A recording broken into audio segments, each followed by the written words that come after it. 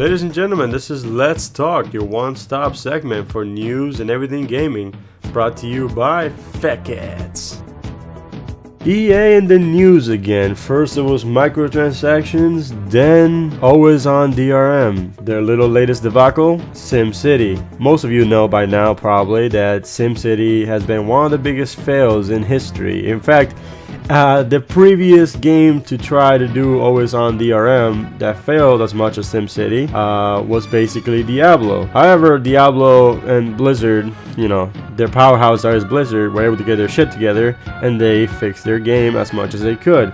Sure, some people say that that's not the best game out of the series, it's probably the worst out of the first three, so there you go. Now when it comes to EA, however, they tried this in order to stop piracy, and the hilarious part is, the people who pirated the game were able to play the game offline. So basically, the consumer is the only one who got fucked with the DRM. Everybody else who stole from them is able to play the game with no issues. I personally think EA is the devil of gaming, okay? They have tried to take over the business so many times, and it's ridiculous how much they get away with, okay? And now they're going with the, okay, so we messed up, I'm sorry consumer, so we're just gonna give you a free game. No, fuck that, that's not enough. How can you give somebody a free game? It's not even the game they paid for. How about you fix your game? How about you actually finish a game, then release it? Test your servers, have little betas, do something that's gonna help you, okay? What happened to gaming? What happened to the good old days when you used to get a game and when you paid $40 to $50, that was the full game? Nowadays, you pay for a game and you get day one DLC, something that EA is pretty good at. You get all these other things that are basically useless to you, little things that they could have added to the game, okay? If you release a patch or if you release a DLC to a game, I don't know, months into it, I'm fine with that because it means you finished the game, you put every amount of work you can think of into the game, right? And then you released it. No game out there is ever going to be fully finished by the standards these days, I guess. But man, why go to the extent to try to fight piracy? Mainly they're doing it because they're money hungry people. They're not doing it to help the consumer, okay? As you can see, the people who stole from them, they can still play the game. The consumer is the one who is basically fucked. And I hope you learn from this. I say don't do the whole like boycotting EA and all that. That doesn't really lead anywhere. I just hope they learn from this. Now if they keep doing this shit, then yeah, boycott them. Because I'm sorry, as a consumer, I'm here to buy your products, and if your products don't work, then I'll stop buying your products altogether. Alright, so let's talk about that PlayStation 4. Some of the features they have, some of the features they're lacking, which I was shocked by, and the overall feel of the conference, what I thought about it. Well, for starters, I didn't like the fact that it didn't have backwards compatibility with their previous PS3 titles. Now, I think this is a big fuck you to all your friends out there, because your friends bought your games. There's people out there who have hundreds of PS3 games, you know, and they're not gonna be able to play that on their next system.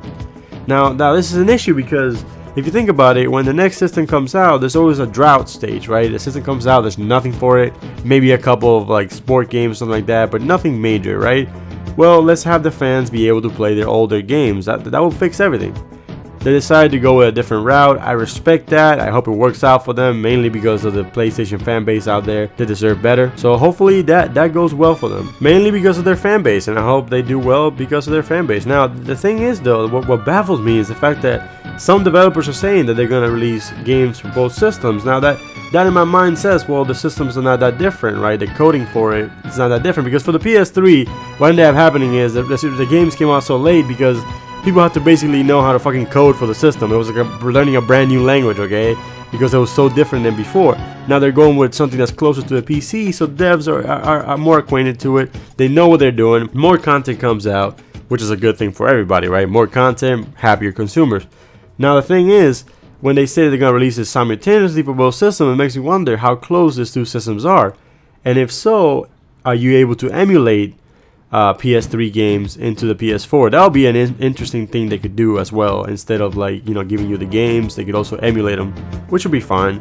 as long as you don't have to pay for them, that'll be great. I don't mind that. Okay. Now they didn't show the console or a lot of the big specs of the console.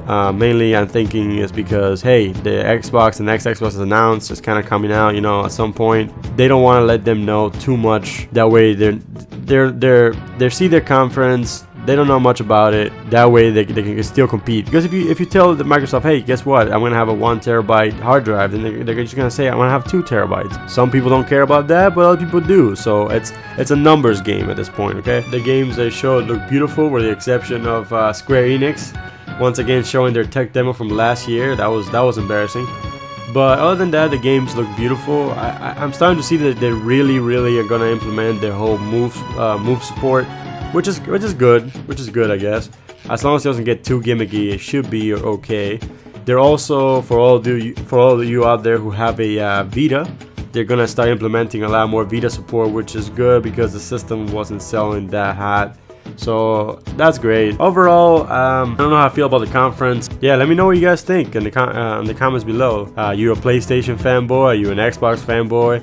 And battle it out, guys. Let me know. And overall, I guess I'll decide who's the best at this point. Bring out some good arguments, though. None of that PlayStation rules, Xbox sucks bullshit. But I'm interested to see what you guys have to say, because I didn't own the system, so it doesn't affect me. But people out there are basically fucked right now. So yeah, guys, let me know.